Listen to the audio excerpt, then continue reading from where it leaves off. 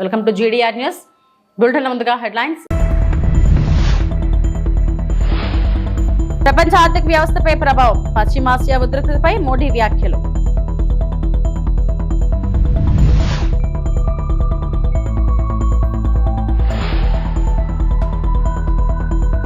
నక్కపల్లిలో Arcelor Mittal Nippon steel plant కు శంకుస్థాపన, పాల్గొన్న సీఎం చంద్రబాబు.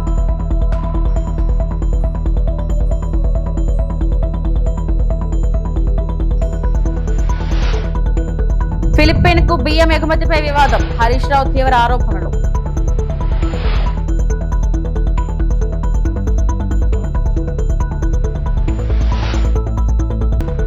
కాకినాడ పోర్టులో భారీగా రేషన్ బియ్యం సీజ్, అక్రమ రవాణాపై ఉక్కుపాదం.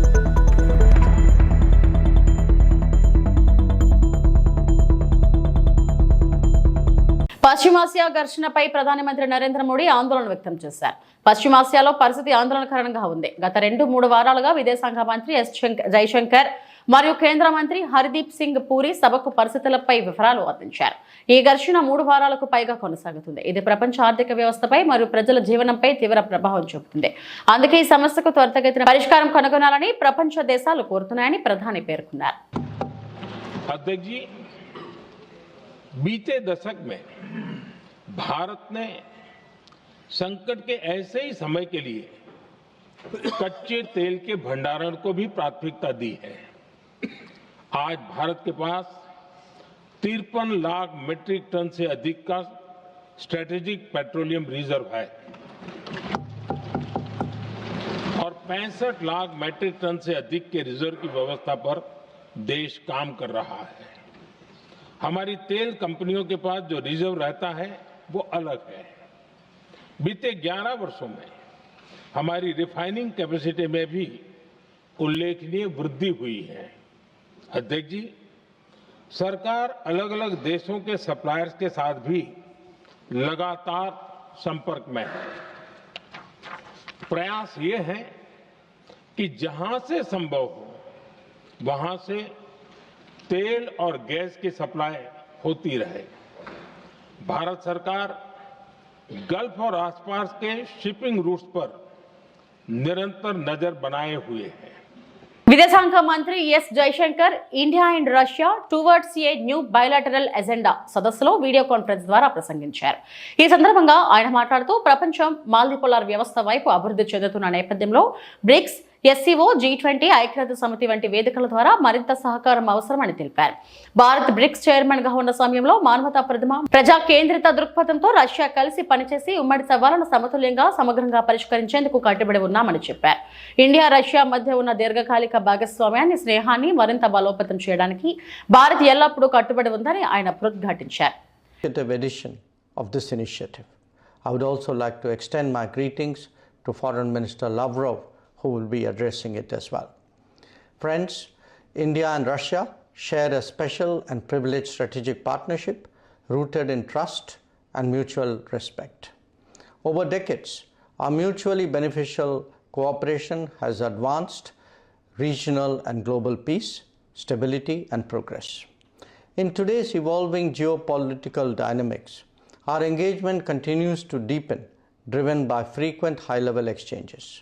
The last visit of President Putin to India in December 2025 broke new ground, covering diverse and novel areas, including mobility of skilled professionals, health and food safety, maritime cooperation, fertilizers, customs and commerce, academic and media cooperation. Andhra Pradesh ముఖ్యమంత్రి నారా చంద్రబాబు నాయుడు అనకాపల్లి జిల్లాలో నక్కపల్లిలో ఏర్పాటు చేయనున్న Arcelor Mittal Nippon steel plant కు భూమి పూజ కార్యక్రమంలో పాల్గొన్నారు. ఈ సందర్భంగా జరిగిన సభలో సీఎం మాట్లాడుతూ రాష్ట్ర పారిశ్రామిక అభివృద్ధికి ఈ ప్రాజెక్టు ఎంతో కీలకమని తెలిపారు. భారీ స్థాయిలో పెట్టుబడులు రావడంతో పాటు వేలాది మందికి ఉపాధి అవకాశాలు కలుగుతాయని పేర్కొన్నారు. నక్కపల్లి ప్రాంతం పరిశ్రమల హబ్గా మారే దిశగా ఈ ప్లాంట్ కీలక పాత్ర పోషిస్తుందని సీఎం అన్నారు. స్థానిక యువతకు ఉద్యోగ అవకాశాలు కల్పించడమే కాకుండా ప్రాంతీయ అభివృద్ధికి కూడా ఇది దోహదం చేస్తుందని తెలిపారు. రాష్ట్రంలో పెట్టుబడులకు అనుకూల వాతావరణం సృష్టించామని, మరిన్ని అంతర్జాతీయ కంపెనీలు ఆంధ్రప్రదేశ్కు రావడానికి ప్రభుత్వం చర్యలు తీసుకుంటుందని చెప్పారు. ఈ కార్యక్రమంలో మంత్రులు, అధికారులు, కంపెనీ ప్రతినిధులు, స్థానిక ప్రజాప్రతినిధులు పెద్ద ఎత్తున పాల్గొన్నారు. నక్కపల్లి దగ్గర మీ అందరిని చూస్తా ఉంటే ఎంతో ఉత్సాహం, ఆనందం.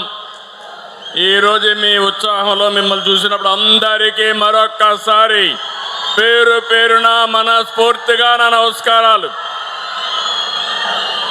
ఈరోజు మన ఉత్తరాంధ్రలో నక్కపల్లెలో కొత్త చరిత్ర తిరగా రాస్తున్నావునా కాదా అని మిమ్మల్ని అడుగుతున్నాను. విశాఖ ఉక్కు ఆంధ్రుల హక్కు అని ఆనాడు పోరాడి సాధించుకున్న విశాఖపట్నం ఉక్కు ఫ్యాక్టరీ ఈరోజు మీరు అడగకుండానే ఈరోజు విశాఖపట్నం కంటే పెద్ద ఫ్యాక్టరీ ఇక్కడ వస్తా ఉందంటే అది ఈ ప్రాంత వాసుల అదృష్టం అని మరొక్కసారి విజ్ఞప్తి చేస్తున్నాను. ఈ రెండు ఉక్కు పరిశ్రమలు దేశ ఉక్కు రంగంలో మన రాష్ట్రాన్ని మరింత ఉన్నత స్థాయిలో నిలబెడతాయి. Arcelor Mittal, Nippon steel India limited green field steel ప్లాంట్కి ఈరోజు శంకుస్థాపన చేసుకున్నాం. ఇది ఇండస్ట్రియల్ సెక్టర్లోనే అతి పెద్ద మలుపు, గొప్ప ముందడుగు. విశాఖ ఉక్కు మన ఆత్మ గౌరవం అయితే నేటి ఏఎంఎన్ఎస్ పరిశ్రమ మన సత్తాను ప్రపంచానికి చాటి చెప్పే పరిశ్రమ. ఈరోజు మీరు గుర్తుపెట్టుకోవాలి, ఇండియాలోనే అతి పెద్ద ఫ్యాక్టరీ మన నక్కపల్లికి రాబోతుంది. ఇది ఒక చరిత్ర. రెండోది, ఈరోజు కూడా ఆర్సీఆర్ మిత్తల్ అంటే భారతదేశంలోనే కాదు ప్రపంచంలోనే నెంబర్ 1 ఉక్కు పరిశ్రమకు ఆద్యుడని చెప్పి మరొక్కసారి మీ అందరికీ విజ్ఞప్తి చేస్తున్నాను. అలాంటి ఉక్కు పరిశ్రమ ఈరోజు ఇక్కడికి వస్తుంది. రాబోయే రోజుల్లో ఈ ప్లాంట్ వల్ల ఉక్కు రంగంలో నక్కపల్లి తిరుగులేని ఉక్కు శక్తిగా తయారవుతుంది. తాడేపల్లి వైఎస్ఆర్సీపీ కేంద్ర కార్యాలయంలో రాయలసీమ జిల్లాల నేతలతో పార్టీ స్టేట్ కోఆర్డినేటర్ శ్రీ సద్దుల రామకృష్ణారెడ్డి సమావేశం. రాయలసీమ లిఫ్ట్ ఇరిగేషన్ ప్రాజెక్ట్ భవిష్యత్ కార్యాచరణపై చర్చ. సమావేశానికి హాజరైన సాకే శైలజానాథ్, పి రవీంద్రనాథ్ రెడ్డి, ఎస్వి సతీష్ రెడ్డి, ఉషాశ్రీ చరణ్, భూమన కరుణాకర్ రెడ్డి, కాకాని గోవర్ధన్ రెడ్డి, కాట్సాని రామ్ భూపాల్ రెడ్డి, ఆకేపాటి అమర్నాథ్ రెడ్డి, అనంత వెంకటరామరెడ్డి, లేళ్ల అప్పిరెడ్డి, మనోహర్ రెడ్డి, రైతు విభాగం అధ్యక్షుడు జినూరి రామారావు, రైతు విభాగం నేతలు పుత్తా శివశంకర్, హర్షవర్ధన్ రెడ్డి మరియు తదితరులు హాజరయ్యారు.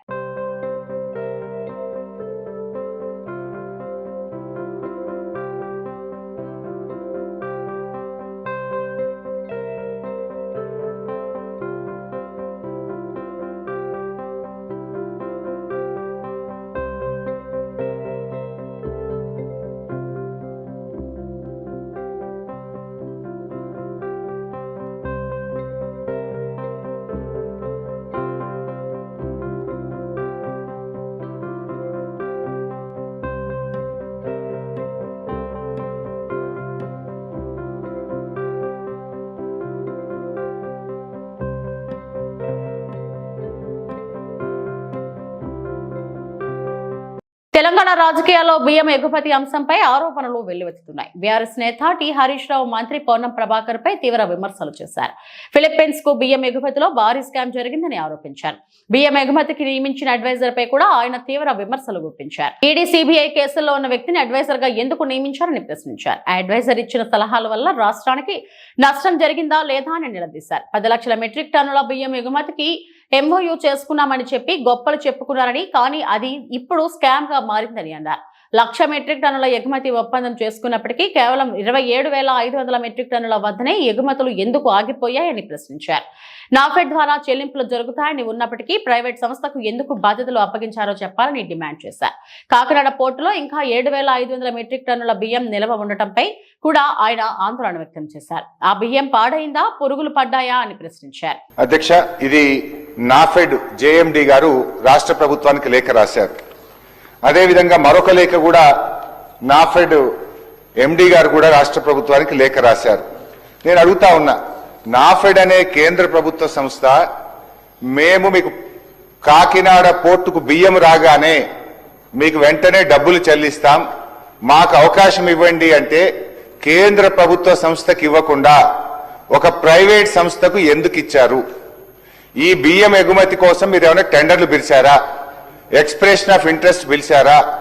లేదు, నామినేటెడ్ బేసిస్ లో ప్రభుత్వ రంగ సంస్థ అడుగుతుండగా కూడా ప్రభుత్వ రంగ సంస్థకు అవకాశం ఇవ్వకుండా ఆ ప్రైవేట్ సంస్థకు ఎందుకు ఇవ్వవలసి వచ్చిందో మంత్రి గారు సమాధానం చెప్పాలి అధ్యక్ష.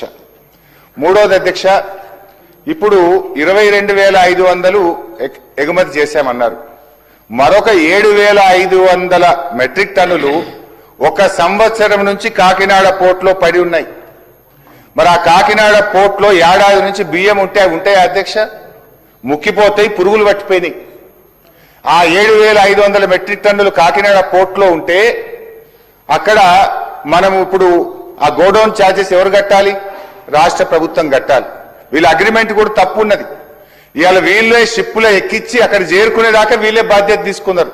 ఇప్పుడు 7,500 మెట్రిక్ టన్నులు కాకినాడ పోర్టులో ఉన్నది వాస్తవమా కాదా? ఒక సంవత్సరం నుంచి 7,500 మెట్రిక్ టన్నులు కాకినాడ పోర్టులో ఉంటే మరి దానికి ఎంత మనకు గోడౌన్ ఛార్జెస్ పడ్డాయి, హ్యాండ్లింగ్ ఛార్జెస్ పడ్డాయి. మరి అది కూడా కలిపితే నష్టం వచ్చినట్టే కదా. మంత్రి గారు క్లెవర్గా ఏం చేసిందంటే ₹1 కోటి లాభం వచ్చిందని చెప్పే ప్రయత్నం చేసిండ్రు. మరి 7,500 మెట్రిక్ టన్నుల బియ్యం ఏమైపోయినాయి? అవి ముక్కిపోయినాయా, పురుగులు పట్టిపోయినాయా? అవి వాటి పరిస్థితి ఏంది? దానికి ఎంత హ్యాండ్లింగ్ ఛార్జెస్, గోడౌన్ ఛార్జెస్ మీద పడ్డాయి? మంత్రి గారు అధ్యక్ష హెలికాప్టర్లో పోయింది అధ్యక్ష కాకినాడకు. ఇదేదో పెద్ద పని చేస్తున్నాం, వేల కోట్ల రూపాయలు సివిల్ సప్లైస్ కార్పొరేషన్ కు ఆదాయం వస్తుంది, గత ప్రభుత్వానికి తెలివే లేదు, మేము చాలా గొప్ప ఘనకార్యం చేస్తున్నాం అని చెప్పి చాలా పెద్ద పెద్ద మాటలు చెప్పారు అధ్యక్ష మంత్రి గారు. వాస్తవంగా జరిగింది, దీని వెనుక పెద్ద స్కామ్ జరిగింది, రాష్ట్ర ప్రభుత్వానికి నష్టం జరిగింది. ఒకవేళ మంత్రి గారు మీకు నిజాయితీ ఉంటే నేను స్పీకర్ గారి ద్వారా ఈ ప్రభుత్వాన్ని డిమాండ్ చేస్తా ఉన్నా, ఒక హౌస్ కమిటీ వేయండి, దీంట్లో జరిగిన అవినీతిని రుజువు చేయడానికి నేను సిద్ధంగా ఉన్నా. మీరు ఒక హౌస్ కమిటీ చేయండి. నిజంగా మీరు పారదర్శకంగా ఉంటాం, మాది ప్రజాపాలన మాటల్లో చెప్పుడు కాదు. నేను అడిగిన ప్రశ్నలకు సూటిగా సమాధానం చెప్పండి. నిజాలు బయటకు రావడానికి పోదాం కాకినాడ పోర్టుకు. మీరు ఆ రోజు జెండా ఊపడానికి హెలికాప్టర్ వేసుకొని కాకినాడ పోయింది కదా. మరి ఆ 7,500 మెట్రిక్ టన్నులు కాకినాడ పోర్టులో సంవత్సరం నుంచి అక్కడ ఎందుకు పడి ఉన్నాయి? వాటి పరిస్థితి ఏంది? మంత్రి గారు చెప్తారా? దాంట్లో వచ్చిన నష్టం ఎంత? సూటిగా సమాధానం చెప్పండి. ఎందుకు మీరు తిమ్మిరి బిమ్మని చేస్తారు? ఎబెగ్నూర్ పట్టణంలోని ఆర్ఎన్బి అతిథి గృహంలో వైఎస్ విజయమ్మ లేఖపై MLA doctor B Vijaya Nageswara Reddy తనదైన శైలిలో స్పందించారు. ఈ సందర్భంగా ఎమ్మెల్యే బీబీ మాట్లాడుతూ, ఇది మహిళల ఆస్తి హక్కులకు సంబంధించిన విషయం గానీ జగన్ రెడ్డి కుటుంబానికి మాత్రమే సంబంధించిన వ్యక్తిగత సమస్య కాదు అని స్పష్టం చేశారు. తన తండ్రి వైఎస్ఆర్ పాలన సమయంలో 43,000 కోట్ల ఆస్తులు సంపాదించిన జగన్ రెడ్డి చట్ట ప్రకారం తన తల్లి మరియు చెల్లికి సమాన హక్కులు ఎందుకు ఇవ్వలేదని ప్రశ్నించారు. మహిళల ఆస్తి హక్కులు రక్షితంగా ఉండాలంటే మహిళా లోకం జగన్ను నిలదీయాలని ఆయన అన్నారు. ప్రజల ధనం, మానం, ప్రాణాలకు రక్షణ కల్పించాల్సిన బాధ్యత నాయకులపై ఉంటుందని, అలాంటి విలువలు లేని వారికి రాజకీయాల్లో ఉండే అర్హత ఉందా అని ప్రశ్నించారు. సునీతకు అండగా నిలిచి మహిళల ధన, మాన, ప్రాణాలు మరియు ఆస్తి హక్కులను కాపాడుకోవాలని పిలుపునిచ్చారు. తల్లి చెల్లిని గౌరవించే భారతీయ సంస్కృతి సాంప్రదాయాన్ని కాపాడాల్సిన అవసరం ఉందని తెలిపారు. సాక్ష్యాధారాలను ధ్వంసం చేయకుండా భారతీయ శిక్షా స్మృతి ఐపీఎస్ ప్రకారం తీవ్రమైన నేరమని, ప్రజలకు న్యాయం చేయాల్సిన వ్యక్తి ముందుగా తన కుటుంబానికి న్యాయం చేయాలని MLA doctor B Vijaya Nageswara Reddy ఘాటుగా వ్యాఖ్యానించారు. కార్యక్రమంలో కూటమి పార్టీ మహిళా నాయకులు, టీడీపీ పట్టణ కమిటీ సభ్యులు, ప్రజాప్రతినిధులు, నాయకులు మరియు కార్యకర్తలు పాల్గొన్నారు.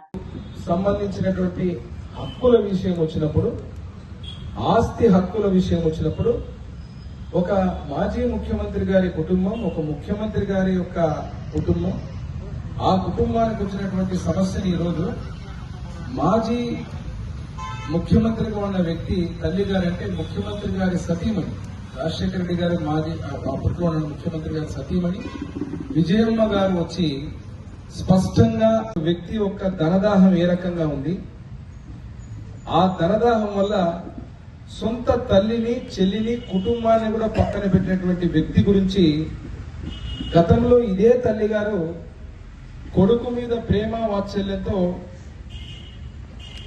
వారు కొలిచేటువంటి యేసు ప్రభువుని, బైబుల్ని చేతిలో పెట్టుకొని ఇదే చెల్లి గారు, ఇదే తల్లి గారు ఈ వ్యక్తి ముఖ్యమంత్రి కావడానికి నియోజకవర్గాలు, ప్రతి రోడ్డు, ప్రతి వీధి, ప్రతి గ్రామానికి తిరిగినటువంటి వ్యక్తులు ఈ రోజు వాళ్లే వచ్చి ఏ రకంగా జగన్మోహన్ రెడ్డి అనే వ్యక్తి అన్యాయం చేశాడో ఈరోజు స్పష్టంగా చెబితే ఈరోజు మాట్లాడుతున్నారు. తల్లి గారు కూడా తప్పేనట, చెల్లి గారు మాట్లాడి కూడా తప్పేనట. ఎవరు వ్యతిరేకంగా మాట్లాడి ఈ ఒక్క వ్యక్తి నిజస్వరూపం గురించి మాట్లాడినప్పుడు వాళ్ళందరిది తప్పే అని చెప్పి ఎదురుదాడి చేసేటువంటి పరిస్థితి. అంటే ఈ వైఎస్ఆర్ పార్టీ గాని, ఆ అధినేతకు గాని, అక్కడున్న శాసనసభ్యులకు గాని, నాయకులకు గాని ఏమైనా విలువలు ఉన్నాయని అడుగుతున్నాం సూటిగా. మరి ఇక్కడికి వస్తే మీరు ఒక విషయం గురించి మాట్లాడినప్పుడు దాదాపుగా మీరు చూస్తే ఆ రోజు ముఖ్యమంత్రిగా రాజశేఖర రెడ్డి గారు ఉన్నప్పుడు మీకు అందరికీ తెలిసిన విషయమే, అవినీతి కార్యక్రమాల వల్ల 43,000 కోట్ల రూపాయలు ఇదే జగన్మోహన్ రెడ్డి అనే వ్యక్తి యొక్క ఆస్తుల్ని చట్ట ప్రకారంగా సిబిఐ ఆ రోజు జప్తు చేయడం జరిగింది. అనకాపల్లి జిల్లా దేవరపల్లి ప్రాంతంలో జీడిపప్పు రైతులు తీవ్ర ఇబ్బందులు ఎదుర్కొంటున్నారు. అకాల వర్షాల కారణంగా పంటలు నష్టపోయి భారీగా ఆర్థిక నష్టం వాటిల్లిందని రైతులు ఆవేదన వ్యక్తం చేస్తున్నారు. పెట్టుబడి కూడా తిరిగి రాకుండా అప్పుల్లో కూరుకుపోయామని అంటున్నారు. ముఖ్యమంత్రి నారా చంద్రబాబు గారు మమ్మల్ని కాపాడుతారా చావాలా అంటూ రైతులు ఆవేదన వ్యక్తం చేస్తున్నారు. ప్రభుత్వం స్పందించాలనే డిమాండ్తో కొందరు రైతులు తాళ్లకు వేలాడుతూ నిరసన చేపట్టడం ఉద్రిక్తతకు దారితీసింది. రైతుల కష్టాలు అర్థం చేసుకోవాలని, తక్షణ సహాయం అందించాలని వారు ముఖ్యమంత్రి నారా చంద్రబాబు నాయుడును కోరుతున్నారు. పంట నష్టానికి తగిన పరిహారం అందించి తమను ఆదుకోవాలని రైతులు విజ్ఞప్తి చేస్తున్నారు.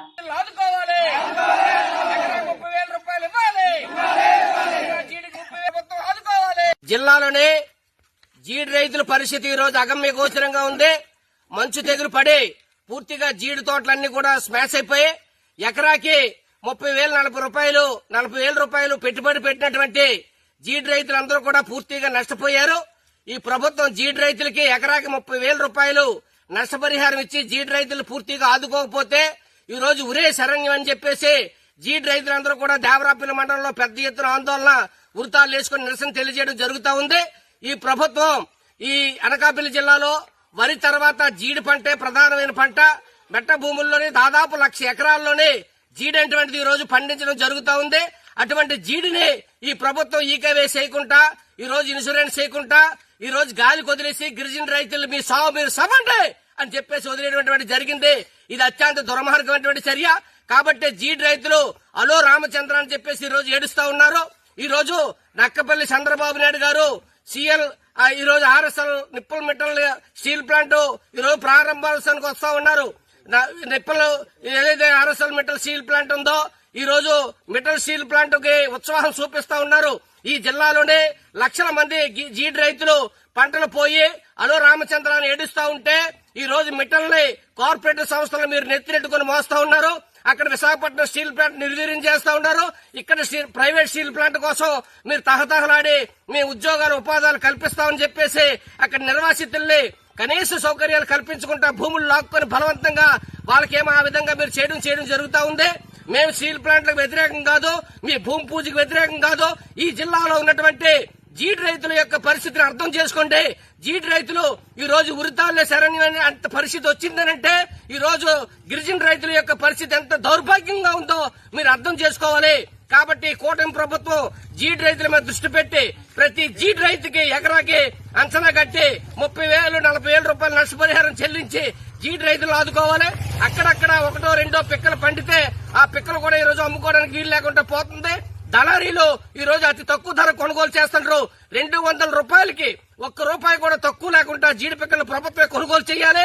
రైతు భరోసా కేంద్రాల ద్వారా కొనుగోలు చేసి రైతులను ఆ విధంగా ఆదుకోవడం ద్వారానే మీ ప్రభుత్వానికి కూటమి ప్రభుత్వానికి మనుగడ ఉంటుంది.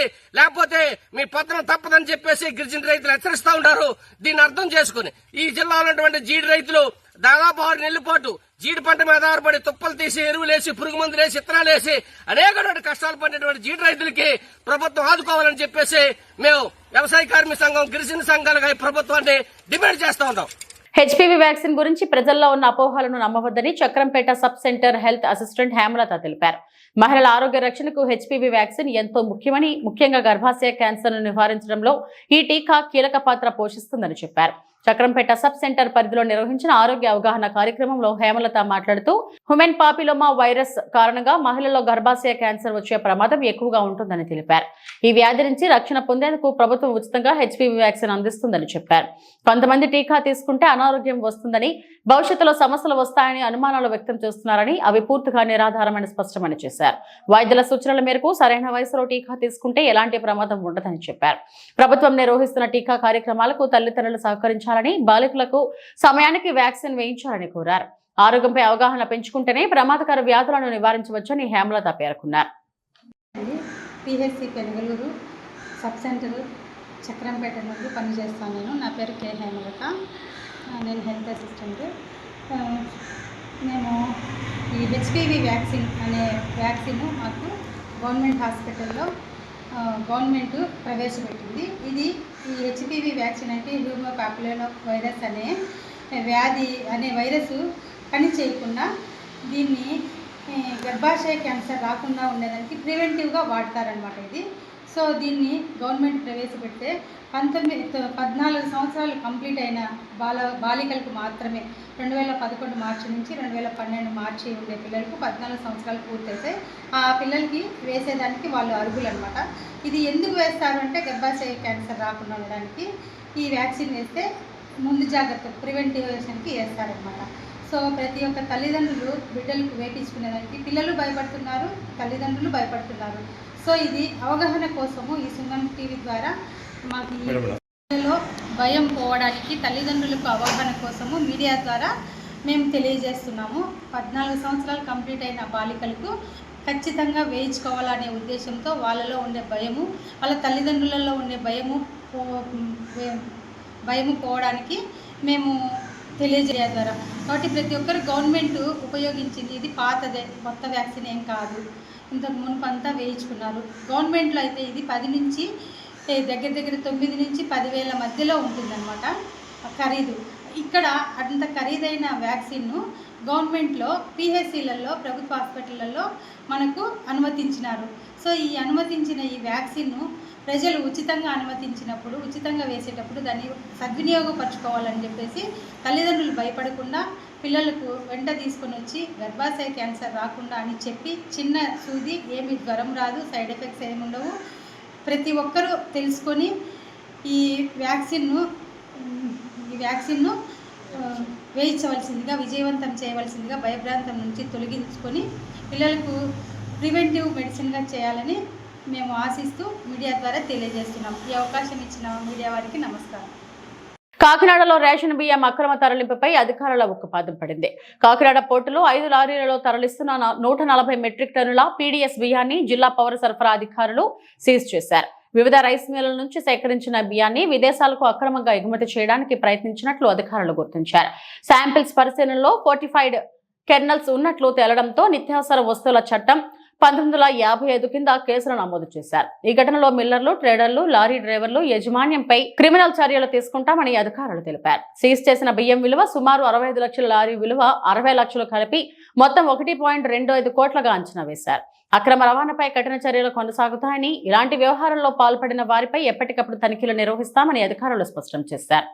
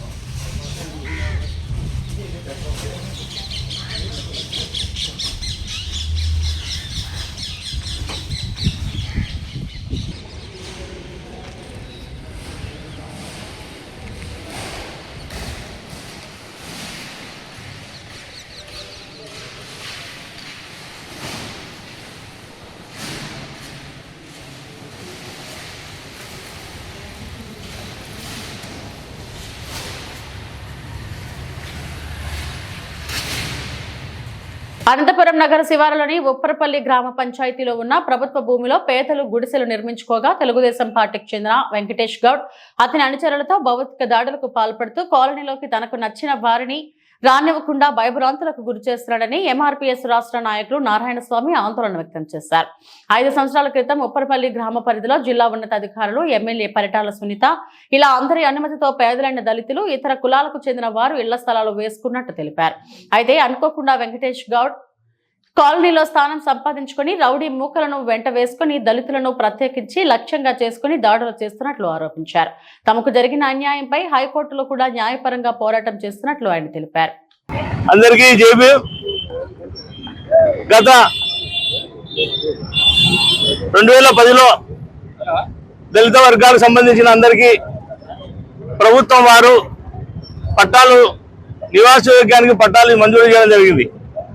అయితే అక్కడ పెద్ద పెద్ద చెట్లు కంపలు మొత్తం రాళ్ళు మొత్తం ఉంటే అక్కడ పేద వర్గాలు పేద ప్రజలు అనేక సదుపాయాలు చేసుకొని ఇల్లు నిర్మాణానికి సిద్ధంగా చేసుకున్న టైంలో ఒక గ్రామంలో నుంచి ఉప్పరపల్లి గ్రామం నుంచి వచ్చి లేదు మాకు ఇది కావాలా మా స్థానికులు మీరు ఎవరు ఉండకూడదంటే డైరెక్ట్గా సునీతమ్మ మేడం గారే చొరవ తీసుకొని లేదు మీరు ఇక్కడ ఉండకూడదు మీరు అక్కడ వెళ్ళిపోయి మీరు అక్కడ చేసుకోండి అని మాకు మేడం గారే మరి స్థలం ఇప్పించారు.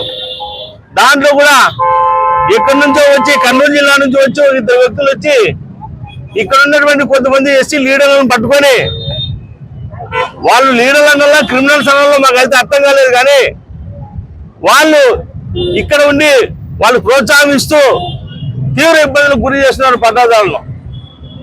అయితే వాళ్ళు పోయి కొంతమంది ఉన్న వాళ్ళు శతస్కో తెచ్చుకుంటే మరి నువ్వు రోడ్డు కూడా శతస్కో తెచ్చుకుంటే ఎట్లుండాలి? అది శతస్కో ఎట్లయితే ఉందో మునుపు గురైపోయి కొట్టాలన్నీ మునుపులో ఉంటే ఆ మునుపు గురైనటువంటి కొట్టాలన్నీ ఈ రోజు ఇల్లు నిర్మాణం చేసుకుంటున్నారు. మరి శతస్కో చెప్పింది ఇల్లు కట్టుకోవడానికా?